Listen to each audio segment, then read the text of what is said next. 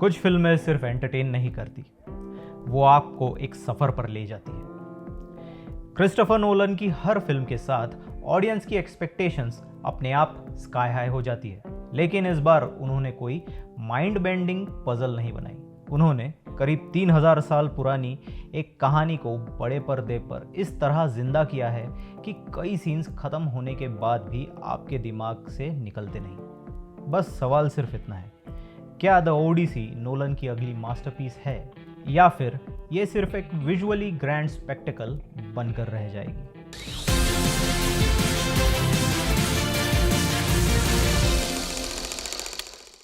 कहानी में ट्रॉय का युद्ध खत्म हो चुका है। इथाका का राजा ओडिसियस यानी मैट डेमन अब सिर्फ अपने घर लौटना चाहता है, लेकिन उसका सफर बिल्कुल आसान नहीं है। समुद्र का देवता पोसाइडन उसके खिलाफ खड़ा है। रास्ते में उसका सामना साइक्लॉप्स, पॉलीफेमस, जादूगरनी सर्सी, साइरन्स और कैलिप्सो जैसे कई खतरनाक चुनौतियों से होता है। हर मोड़ पर अपने साथियों को खोता जाता है, लेकिन हार नहीं मानता। दूसरी तरफ उसकी पत्नी पेनेलोपी यानी एनी हाथवे सालों से उसका इंतजार कर रही है, जबकि उसका बेटा टेलीमाकस यानी टॉम हॉलैंड अपने पिता की तलाश में निकल पड़ता है। कई साल बाद जब ओडिसियस अपने राज्य लौटता है तो कोई उसे पहचान नहीं पाता। वो एक बूढ़े भिखारी का रूप धारण करता है और यहीं से कहानी एक नया टर्न लेती है। करीब 3 घंटे लंबी होने के बावजूद फिल्म लगातार नए ट्विस्ट देती रहती है और आपको पूरी तरह एंगेज रखती है। अब करते हैं एक्टिंग की बात। अगर इस फिल्म की सबसे बड़ी स्ट्रेंथ कोई है तो वो है मैट डेमन। उन्होंने ओडिसियस को सिर्फ एक महान योद्धा नहीं बल्कि एक ऐसे इंसान की तरह निभाया है जो युद्ध जीत चुका है, लेकिन जिंदगी की सबसे बड़ी लड़ाई अभी तक लड़ रहा है। कई सीन्स में सिर्फ उनके एक्सप्रेशंस ही पूरी कहानी बता देते हैं। एनी हाथवे का स्क्रीन टाइम कम है, लेकिन पेनेलोपी के रूप में उनकी मौजूदगी फिल्म को इमोशनल डेप्थ देती है। टॉम हॉलैंड अच्छा काम करते हैं, लेकिन उनके कैरेक्टर की राइटिंग उतनी मजबूत नहीं है, जिसकी वजह से उनका ट्रैक थोड़ा कमज़ोर महसूस होता है।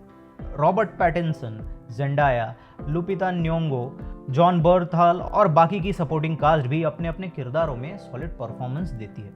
क्रिस्टोफर नोलन इस बार अपनी कॉम्प्लेक्स स्टोरी टेलिंग से थोड़ा अलग नजर आते हैं। अच्छी बात यह है कि अगर आपने होमर की द ओडिसी कभी नहीं पढ़ी, तब भी फिल्म आसानी से समझ आती है।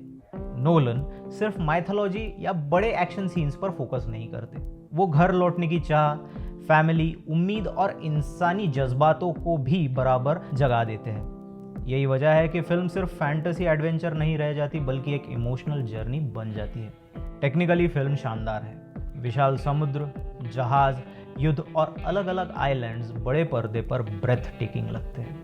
प्रैक्टिकल फिल्म मेकिंग की वजह से कई सीक्वेंसेस आज की CGI हैवी फिल्मों से ज़्यादा रियल महसूस होते हैं। सिनेमाटोग्राफी, प्रोडक्शन डिज़ाइन और लुडविग गोरांसन का बैकग्राउंड स्कोर मिलकर हर बड़े सीन का इम्पैक्ट कई गुना बढ़ा देते हैं। अगर मौका मिले तो इस फिल्म को IMAX में ही देखिए, क्योंकि इसका असली एक्सपीरियंस बड़े पर्दे पर ही मिलता है। स्क्रीन प्ले फिल्म की सबसे बड़ी स्ट्रेंथ्स में से एक है। ओडिसियस की जर्नी लगातार आपको एंगेज रखती है और हर कुछ देर में नया चैलेंज सामने आता है।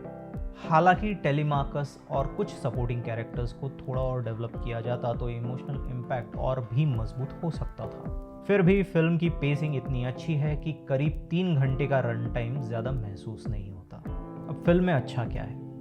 फिल्म की सबसे बड़ी खूबी यह है कि ये सिर्फ विजुअल स्पेक्टिकल बनने की कोशिश नहीं करती। इसके पीछे एक मजबूत इमोशनल कहानी है, मैट डेमन की शानदार परफॉर्मेंस है, नोलन का मैच्योर डायरेक्शन है, IMAX विजुअल्स और प्रैक्टिकल फिल्म मेकिंग इसे एक शानदार सिनेमैटिक एक्सपीरियंस बना देते हैं। अब इसमें कमी क्या है? कुछ सपोर्टिंग कैरेक्टर्स की राइटिंग थोड़ी और बेहतर हो सकती थी, खासकर टेलीमाकस का ट्रैक और पेनेलोपी के पर्सपेक्टिव को थोड़ा और एक्सप्लोर किया जाता तो फिल्म और ज़्यादा इमोशनल बन सकती थी। अब इसे देखें या ना देखें, अगर आपको क्रिस्टोफर नोलन की फिल्में पसंद है या आप बड़े स्केल की एडवेंचर फिल्म्स के शौकीन हैं तो द ओडिसी बिल्कुल मिस मत कीजिए। ये सिर्फ गॉड्स और मॉन्स्टर्स की कहानी नहीं है, ये एक ऐसे इंसान की कहानी है जिसने युद्ध जीत लिया, लेकिन उसकी सबसे बड़ी लड़ाई अभी भी अपने घर लौटने की है। द ओडिसी शायद क्रिस्टोफर नोलन की सबसे कॉम्प्लेक्स फिल्म न हो, लेकिन ये उनकी सबसे इमोशनल और मैच्योर फिल्मों में ज़रूर गिनी जाएगी। शानदार performances, breathtaking visuals, powerful music और एक टाइमलेस कहानी इसे इस साल की सबसे बड़ी थिएट्रिकल एक्सपीरियंसेस में शामिल कर देती है। अगर इस साल सिर्फ एक फिल्म आईमैक्स में देखनी हो तो ओडिसी उस लिस्ट में ज़रूर होनी चाहिए।